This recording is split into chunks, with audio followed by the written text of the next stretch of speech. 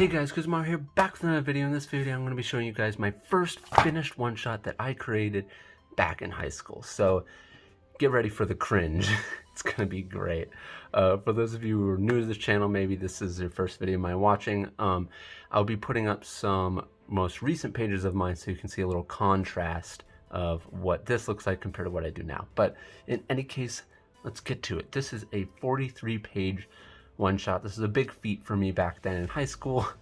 And let's talk about this cover. So don't pay attention to the name. I was a complete weeb back then. I have no idea what's going on with this cover, with this name. It's Seishi. I think it was supposed to be Seishi.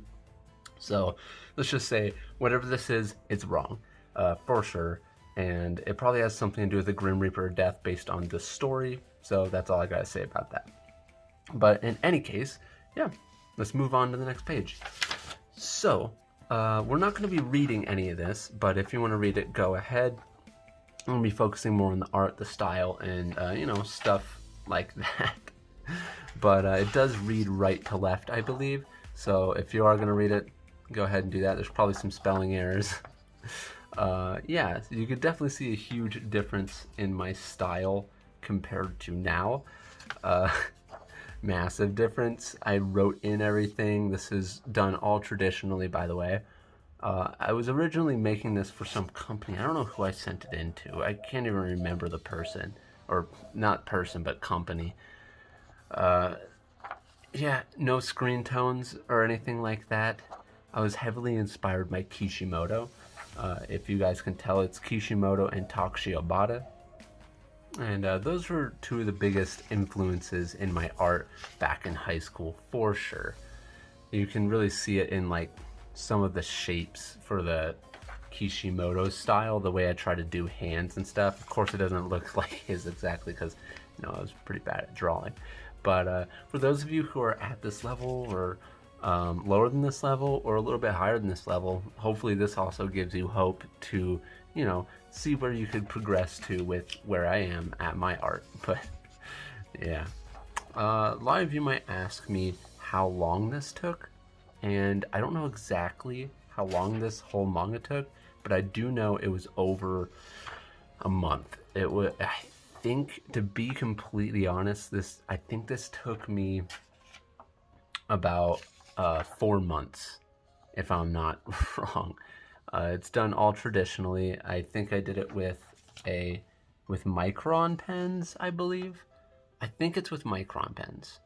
I remember this specific page. I was super proud of it because I felt like this was the coolest lead up I had ever done at that point. And then bam, the Grim Reaper guy shows up and I tilted the panel. I was like, man, it's so cool. Oh gosh, it's so cheesy. But yeah. It was really cool for me back then.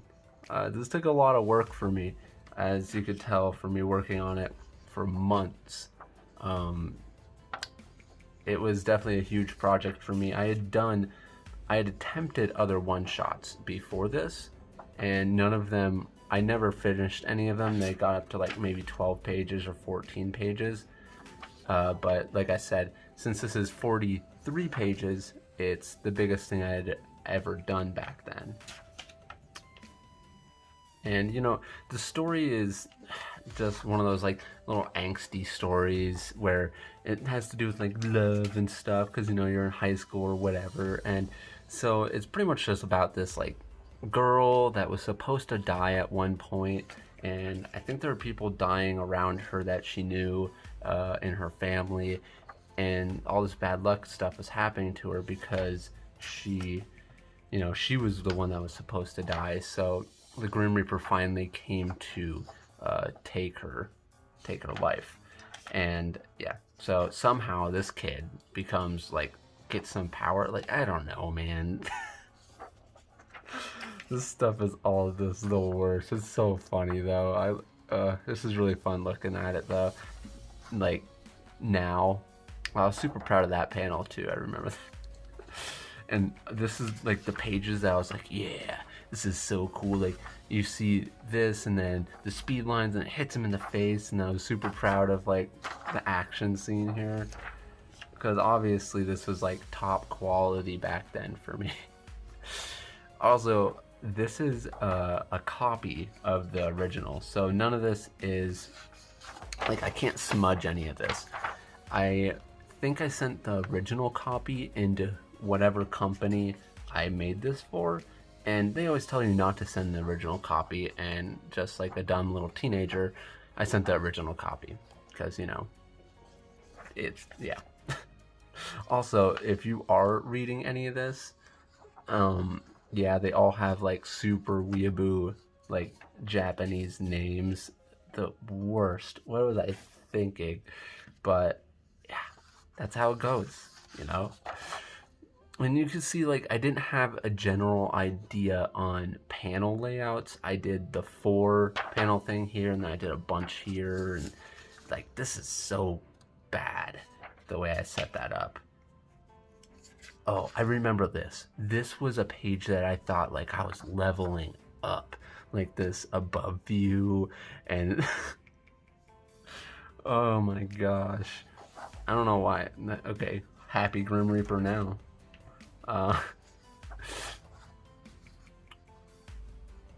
It's so interesting looking at this now, because I haven't looked at this in years and years. It must have been like at least 5 years, but I think it's closer to like 8 years I haven't looked at this. Man, so interesting. What are some of the things you guys, like people who know my art now, what are some of the things you guys see that maybe I'm not mentioning? Because there's definitely some things that I've seen people mention and I'm like, oh yeah, it's kind of true, but I never really realized it myself. Also, honestly, I don't even remember if I storyboarded this or not. I don't know how I wrote this. This was so long ago. Oh, okay. So this is another page that I really, really liked back then. I thought this moment was so cool. It's supposed to be one of those like super shonen moments. And of course, I didn't understand that, you know, a big impactful moment shouldn't be in a tiny little panel sitting off here to the right. Like, come on. And then I was super proud of this panel, the whoosh, whoosh, whoosh, because that was one of the first like kind of like animatic type panels to show like action that I did, that I felt was a little bit more fluent than normal for back then. Obviously, you can tell there's a huge difference now compared to then, but this is definitely a big accomplishment for me back then. I think this is something I actually had my English teacher read, and she really liked it back then. I don't know how she cringed through it, but I remember her genuine reaction. I remember her genuinely liking it, which is kind of surprising now, but I think it was just maybe as a teacher, they learn how to try to be excited for a student, you know? Because, I mean, even if it's pretty bad, you don't want to, like, crush someone's soul, you know, and make them feel completely useless. Now, look at this. I fell into the plot hole where, not plot hole, I fell into the problem where I wanted to do a lot more with the story, and I had to explain a bunch at the end because, you know, when you first start writing, especially for me back then, I didn't plan things as well as I should, and apparently I still don't. And got into the thing where there's just like an info drop page. I mean, come on, this is pretty much a novel at this point. I'm sure everyone can relate, you know. Who can relate? I can, obviously. But, oh, we're getting towards the end here. Look at this. Oh, the climax. Oh, swoosh. Man, look at that awesome effect. Just smashing straight through the Grim Reaper's head. Oh, rushing over to his ghost girlfriend. Oh no. Not Tatsuga. Kiyome. Oh no. Oh my gosh. Yep, there he is crying. I was pretty happy about these panels right here. I was pretty excited about this angle. It was something I hadn't really done at that time, and it ended up surprisingly working out for me at that time. But, yeah. Oh, now he's gonna go rip into his heart. Shang, you can tell, top-notch sound effects. Look at that. They're even lowercase. They're lowercase, guys. Lowercase. They're not even good thing we're on the last page. I don't know if I can take any more of this. Tatsuga? Tatsuga.